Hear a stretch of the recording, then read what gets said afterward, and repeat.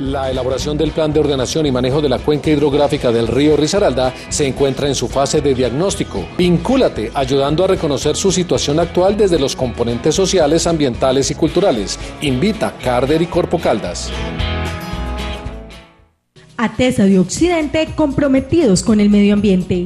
Conozca nuestros servicios de barrido, transporte, recolección y disposición final de residuos no sólidos. Hacemos acompañamiento a la comunidad y capacitamos en el manejo de estos, porque juntos tenemos el poder de mantener nuestra ciudad limpia. ATESA de Occidente, eres tú, soy yo, somos todos. El impuesto predial es un tributo que deben pagar los propietarios de un inmueble, vivienda, oficina, edificio, local comercial, lotes y bodegas a los gobiernos municipales. Es una de las fuentes de ingreso propios más importantes a nivel municipal. Este dinero se invierte en los planes de desarrollo. Factores como el estrato, la destinación del inmueble y el avalúo catastral determinan su valor, el cual se cobra anualmente y se difiere en 4 cuotas trimestrales. El atraso en el pago oportuno causa interés por mora que pueden llevar al remate del inmueble. Puedes pagar en todas las entidades bancarias y en los supermercados Éxito, Carulla y Superinter o a través de nuestro portal de pagos en línea www.pereira.gov.co. Todos a pagar el predial. En síntesis, todos los temas importantes que tienen para contarnos los personajes de la región, del país y del mundo están en síntesis. En síntesis, con la conducción de la periodista Ángela María Villegas. Vea En Síntesis, los domingos a las 6 de la tarde, con reemisión los martes a las 9 de la noche por el canal CNC. Hola, muy buenas tardes. Les doy la bienvenida al programa institucional de entrevistas del canal CNC. Hoy tengo como invitada a la doctora Carolina Rodríguez. Ella es abogada y es docente de la Universidad Libre de la ciudad de Pereira. Estamos a 8 días de que los colombianos decidamos a través de un plebiscito si sí queremos refrendar los acuerdos de paz de La Habana o si no estamos de acuerdo. La doctora Carolina se ha dedicado en los últimos meses a estudiar qué es lo que ha pasado en La Habana. Una vez conocemos los acuerdos, a estudiar cada uno de los acuerdos, a proyectárselos a sus alumnos, a hacer un trabajo en conjunto con la gente joven sobre el análisis de cada uno de los puntos. Vamos a hablar un poco con la doctora Carolina para resolver muchas dudas que aún tenemos. Qué tantas verdades hay sobre el acuerdo, qué tantas mentiras se han dicho en las redes sociales y bueno, ya para que ustedes tomen una decisión sobre este importante evento democrático que es decidir o no la paz de Colombia. Doctora Carolina. Buenos días y gracias por la invitación. Sé que sacó este momentico y que mejor dicho es un esfuerzo, pero yo creo que es supremamente válido, pues ya para contar finalmente todas las cosas que se han ido aclarando o que todavía existen dudas con respecto al plebiscito. ¿Qué tanto ha visto usted que han asimilado sobre todo los muchachos de las universidades ya este acuerdo final? Bueno, realmente el acuerdo de paz de La Habana, la firma y la refrendación de los acuerdos ha generado un movimiento sin precedentes en nuestro país. Nuevamente vemos cómo nuestros estudiantes se volcan a estudiar, a tratar de entender, a tomar una decisión responsable y digamos no dejarse llevar por apasionamientos políticos ni por aquello que en las redes sociales se divulga. Entonces, por lo menos en la Universidad Libre, en la Universidad Tecnológica, en la Universidad del Área Andina, en la Universidad Católica, hemos visto cómo todas las universidades de nuestra región han hecho diferentes eventos en las últimas semanas, invitando expertos temáticos en cada uno de los puntos del acuerdo para generar una mejor comprensión del alcance de los mismos en la comunidad educativa. ¿Usted ha tenido, digamos que ese encuentro tan cercano con los muchachos, con los universitarios? ¿Usted había visto en algún momento de la historia de Colombia que a usted le haya tocado como tanto entusiasmo por el tema? Bueno, realmente desde la época de la constituyente, 91. Que digamos que esa generación ya no está sardina, ya es otra generación. Es sí. una generación de alguna u otra manera que ha tenido papeles protagónicos en la vida académica, política de nuestro país, pero digamos que desde ese antecedente que justamente se dio en un contexto de desmovilización de un grupo armado que fue el M-19. Claro. Digamos que no habíamos tenido esa receptividad de los estudiantes frente a las dinámicas sociales y políticas de nuestro país, incluso económicas, porque el acuerdo tiene alcances frente a temas económicos que tendremos que mirar cómo los va a sortear el gobierno en su momento. Digamos que las redes sociales se han informado y desinformado sobre los acuerdos de paz. Entonces, uno de los, digamos, de las cosas que más han calado sobre estos acuerdos es que sí se refrendan con el sí, obviamente con el sí, pues que nos vamos a volver una sociedad chavista, que eso ha sido como lo más absurdo, que no va a haber, que no se van a juzgar a las personas, a los guerrilleros que han cometido crímenes de lesa humanidad, en fin, de todas esas cosas que se han dicho, doctora Carolina, ¿qué es cierto y qué no es cierto? Bueno, realmente que nos vayamos a volver un gobierno castrochavista, un Estado castrochavista no es cierto. Digamos que ese tema ha sido un argumento de la oposición para generar un poco de resistencia al proceso.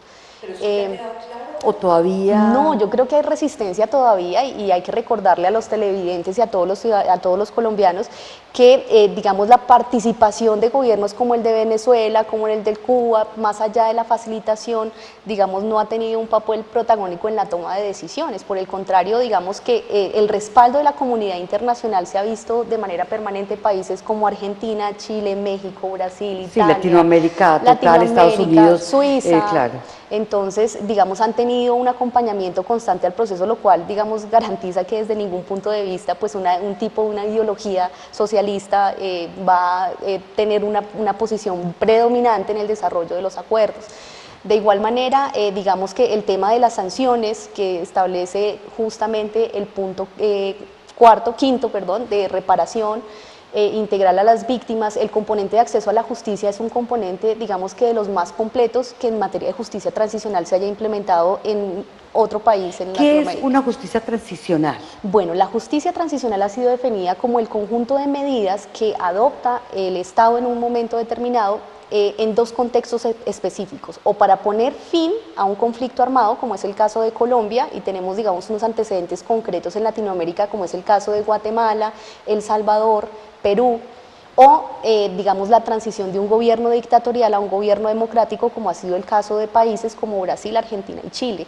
Entonces, digamos que la justicia transicional lo que posibilita es que justamente se adopten medidas que son de diversa naturaleza, legislativas, administrativas, constitucionales, con el ánimo de lograr el pleno restablecimiento de los derechos de las víctimas de esos, digamos, de esas situaciones tan graves. ¿Usted le ha visto realmente a la guerrilla, una vez firmados los acuerdos, como un espíritu real de querer otra cosa para el país? Bueno, la verdad es que cuando uno analiza de manera integral los acuerdos, claramente percibe que es un plan muy ambicioso. Y digamos que la primera lectura que tenemos que hacer es entender que los acuerdos plantean un deber ser, pero no nos establecen el cómo, ¿no? El gobierno, a través de sus órganos, el legislativo, ¿cierto?, el judicial y el administrativo, tendrán que establecer, articularse y desarrollar el cómo vamos a implementar esos acuerdos. Entonces, no es cierto que todo lo que se diga ahí es como palabra de Dios, o que los colombianos no vamos a tener participación real en la implementación de los acuerdos, porque digamos que eso le corresponderá en su debido momento, por ejemplo, a los órganos competentes y correspondientes. Por ejemplo, dice crear un proyecto de ley donde se establezca un estatuto de la oposición. Pues quien tendrá que hacer ese estatuto de la oposición es el Congreso, y hay participación política, digamos, de todos los partidos políticos de nuestro país, de todas las ideologías. Entonces, digamos que hay que tener esa plena conciencia que los acuerdos plantean una finalidad, un deber ser, ¿cierto?, un ideario, pero realmente, digamos que el reto está en la implementación de los acuerdos. Y Carolina, digamos que en este momento estamos en la etapa del furor, de la alegría, los que creemos que a Colombia se le abre un nuevo camino, unas nuevas perspectivas, que vamos a tener paz, que los hijos y los nietos van a vivir en otro país. Entonces estamos en un momento supremamente emotivo. En adelante, una vez, pues de acuerdo a todas las encuestas que se han hecho, al parecer gana el sí. Entonces, suponiendo que gane el sí, viene otra etapa que ya no es de euforia, sino de aterrizaje Sí. de cómo vamos a hacer para cumplirle a esa guerrilla, cómo hacer la guerrilla para cumplirle a Colombia y que esto de verdad no se quede solamente en el papel y en un acuerdo. ¿Qué piensa usted que puede pasar después del 3 de septiembre?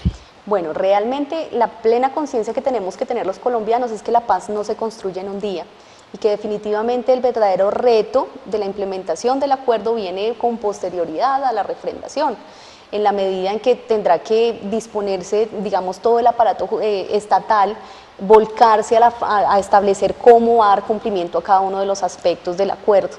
Creo que el papel de los colombianos también es fundamental en la medida en que nosotros tenemos que ser veedores de la manera en que se implementan los acuerdos. Constitucionalmente hablando, las garantías de protección de nuestro ordenamiento jurídico y de los derechos fundamentales van a continuar vigentes.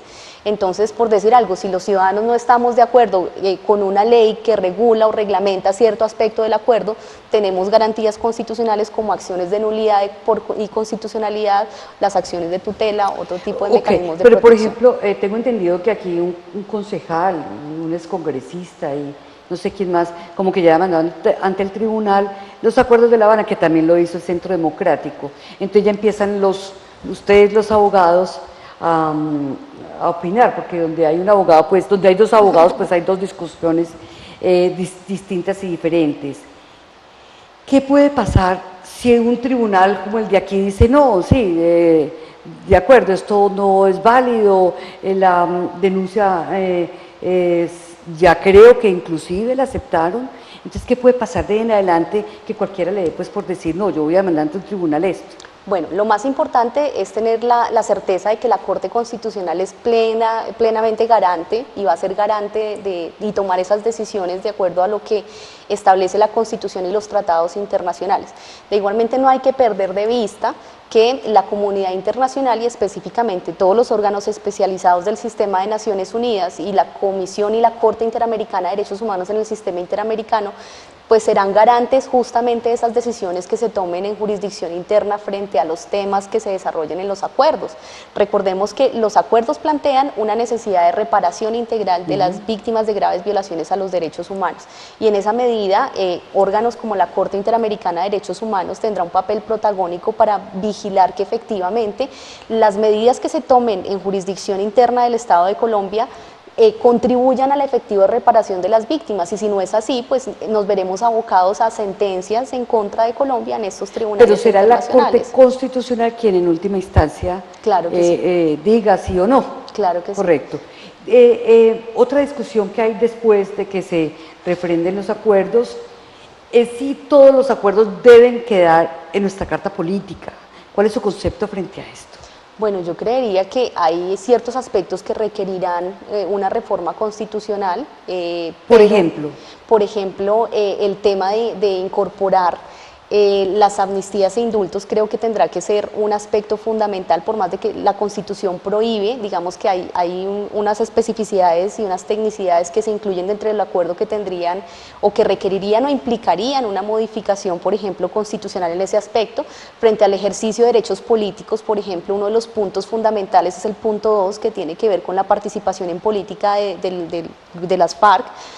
También requerirá una reforma constitucional frente a cómo se concibe el ejercicio de los derechos políticos en Colombia. Entonces creo que se le atribuyen otras funciones a unos órganos específicos de protección de los derechos humanos, como la Defensoría del Pueblo en relación con el tema de alertas tempranas. Entonces todo este tipo de situaciones necesariamente unas requerirán una reforma constitucional que no necesariamente tiene que ser sustancial como para decir que vamos a cambiar la Constitución del 91 sustancialmente o que toca derogar la Constitución del 91 para crear otra nueva Constitución que posibilite los acuerdos.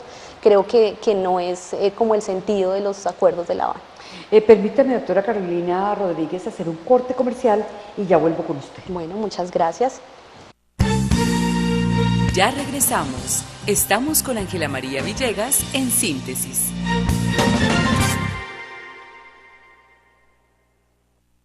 El impuesto predial es un tributo que deben pagar los propietarios de un inmueble, vivienda, oficina, edificio, local comercial, lotes y bodegas a los gobiernos municipales. Es una de las fuentes de ingreso propios más importantes a nivel municipal. Este dinero se invierte en los planes de desarrollo. Factores como el estrato, la destinación del inmueble y el avalúo catastral determinan su valor, el cual se cobra anualmente y se difiere en 4 cuotas trimestrales. El atraso en el pago oportuno causa interés por mora que pueden llevar al remate del inmueble. Puedes pagar en todas las entidades bancarias y en los supermercados Éxito, Carulla y Superinter o a través de nuestro portal de pagos en línea www.pereira.gov.co. Todos a pagar el predial. ATESA de Occidente, comprometidos con el medio ambiente. Conozca nuestros servicios de barrido, transporte, recolección y disposición final de residuos no sólidos. Hacemos acompañamiento a la comunidad y capacitamos en el manejo de estos, porque juntos tenemos el poder de mantener nuestra ciudad limpia. ATESA de Occidente, eres tú, soy yo, somos todos. La elaboración del plan de ordenación y manejo de la cuenca hidrográfica del río Risaralda se encuentra en su fase de diagnóstico. Vincúlate ayudando a reconocer su situación actual desde los componentes sociales, ambientales y culturales. Invita Carder y Corpo Caldas. Estamos presentando En Síntesis con Ángela María Villegas. Regresamos con la doctora Carolina Rodríguez, quien, como les dije al principio del programa, es docente de la Universidad Libre de Pereira y además viene haciendo un trabajo bien importante con los estudiantes de Derecho, no solamente de esta universidad, sino también de la Universidad Tecnológica en cuanto a los acuerdos de paz se refiere. Vamos a hablar de un tema también muy importante, doctora, que yo creo que, si bien es cierto no se le ha dado tanta importancia en los medios o no se ha difundido tanto, puede ser, sin lugar a dudas o a equivocarme, la reforma rural integrada, una reforma que necesita el país a gritos, una reforma que tal vez desde Carlos Lleras Restrepo se está hablando de una verdadera reforma agraria y nunca se ha podido realizar. ¿Qué nos puede decir? ¿En qué queda esa reforma rural integral? Bueno, esa reforma rural integral lo que plantea es que en Colombia se adopten medidas para la distribución equitativa de la tierra, porque, digamos, muchos estudios en relación a cómo está dada la concentración de la tierra en nuestro país, la concentración está en manos de muy pocas personas. Entonces plantea estrategias como la posibilidad de crear un fondo donde, digamos, se incorporen diferentes terrenos como baldíos, terrenos expropiados, pues terrenos que no son explotados o no han sido explotados de manera debida, para lograr asignarlos a las personas campesinas y las personas que jamás han tenido posibilidades de acceso a tierras. También habla de la posibilidad de restitución de tierras para las personas que han sido despojadas de los territorios, y creo que este punto va a ser uno de los puntos neurálgicos de implementación del acuerdo, porque recordemos que en Colombia tenemos una ley anterior, la Ley de Víctimas y Restitución de Tierras de 2011, que, digamos, se creó con la intención efectivamente de lograr esa plena restitución del derecho al territorio y a la propiedad de las personas que han sido despojadas y forzadas y desplazadas forzadamente. No se ha dado. Entonces, definitivamente, lo que plantea este punto en los acuerdos de La Habana implicará una reforma justamente de esa ley de víctimas en ese aspecto, de cómo se afinan esos detalles y cómo se incorporan estas nuevas dinámicas a lo que al esfuerzo que Colombia viene haciendo en materia de restitución de tierras. ¿Pero usted cree que sí puede ser uno de los puntos más importantes de estos acuerdos? Claro, sí, definitivamente sí, y digamos que el reto del gobierno está en que efectivamente las tierras lleguen en manos de quien deben llegar, porque recuerden que casi siempre las problemáticas que hemos tenido es que puede darse el tema de falsas víctimas, de personas que manipulen digamos, estos procedimientos, estos protocolos que tendrán que crearse. Entonces creo que el gobierno debe ser muy cuidadoso en la manera en que efectivamente se van a distribuir estas tierras. Establece también la posibilidad de que quienes económicamente no tendrían la posibilidad de acceder en primera instancia a estas tierras, porque económicamente no cuentan con los medios, contarían con posibilidades de créditos y subsidios que les permitan ese fácil acceso al derecho a la propiedad. Bueno, pero entonces digamos que volteemos la cosa, eso sería beneficioso para los campesinos, para quienes han sido despojados, pero digamos que una de la piedra en el zapato de este punto es que quienes son los terratenientes o quienes son los dueños de esas tierras también dicen, pues bueno, me van a quitar las tierras que tengo o a través de de herencias o, bueno, digamos que bien tenidas, o sea, Sí. bien habidas, ¿qué se le puede decir a esa gente? Bueno, definitivamente los acuerdos también plantean esa posibilidad de que haya controversias frente al tema de la propiedad, de la garantía del derecho a la propiedad, y establece la creación de la jurisdicción especial agraria, ¿no? Entonces, digamos que tendríamos que mirar cuál sería el alcance y muy probablemente esas controversias serían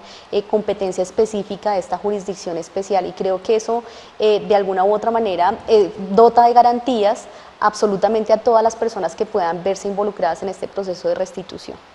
Doctora, el cese de hostilidades es sin lugar a dudas otro de los temas que es una piedra como en el zapato, que porque los guerrilleros van a entregar antes, van a entregar después, van a esperar a que eso si quede o no en la Constitución, en fin. ¿Qué establece exactamente el cese de hostilidades dentro de los acuerdos? Bueno, básicamente que esa entrega de las armas va a hacerse de manera gradual, efectivamente, que digamos se van a establecer unos protocolos de ingreso y de salida de esas armas, por ejemplo, en los territorios donde se van a concentrar, el papel protagónico que va a jugar Naciones Unidas en el acompañamiento en ese proceso de desarme, la posibilidad de construir monumentos con la fundición de las armas que finalmente se entreguen después de este proceso, pero yo creo que la gran diferencia en este punto la va a marcar justamente el acompañamiento que la guerrilla va a hacer al gobierno colombiano a una problemática que nos ha quejado en los últimos años, que es el desminado humanitario. O sea, en Colombia tenemos una grave problemática de siembra de minas antipersonal en muchas partes de nuestro territorio, muchas víctimas civiles, muchas víctimas militares, y cuando analizamos el proceso de desmovilización de los grupos paramilitares nos dimos cuenta que en el momento en que se hizo, digamos, la entrega de las armas, no se generó un acuerdo frente al acompañamiento que ellas pudieran generar a los militares en los procesos de desminado humanitario. Entonces creo que este punto es muy importante, porque cuando nosotros revisamos la problemática de minas antipersonal, eso tiene una incidencia, por ejemplo, en el tema de restitución de tierras. O sea, Colombia, o en el momento en que se haga la restitución de las tierras a las víctimas que fueron despojadas, Colombia tiene que certificar que está entregando territorio 100% libre de minas. Y digamos que el tema no es fácil, porque lo primero que hay que hacer es levantar un mapeo de toda esta problemática, y el acompañamiento de las FARC en este proceso va a ser fundamental, algo que no se hizo en la desmovilización de los grupos paramilitares. Bueno, y el último punto antes de que se me acabe el tiempo, que es muy importante, la erradicación de cultivos ilícitos.